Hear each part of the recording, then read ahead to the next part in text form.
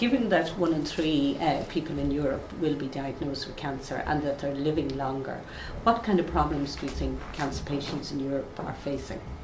Well, I learned this morning something I hadn't been entirely aware of the financial consequences of having cancer, and particularly trying to recover from it, which makes it much more difficult, because it's bad enough to have the worry of cancer and the possibility of a recurrence, but then having the financial worries on top of that obviously makes that recovery more difficult, and obviously affects the quality of life hugely.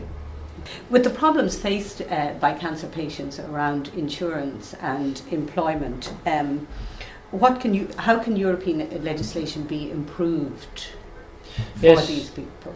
That is a big worry, and certainly it's obvious that at European level we do need a definition of disability that includes cancer. Mm-hmm. That is not the case at the moment. It's difficult actually to understand why it isn't, but it is the situation. And I think now that by raising awareness, I would expect that particularly at Parliament level there would be willingness to speed this up and to get a proper definition of disability that would include cancer patients.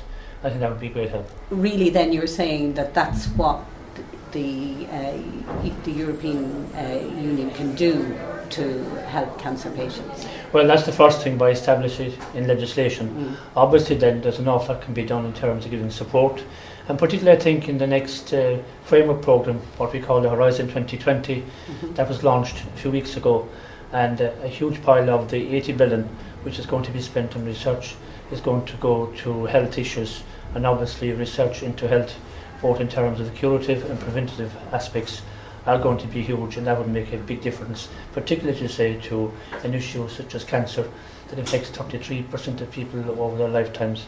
That obviously has to be a priority. Right. Thanks, John.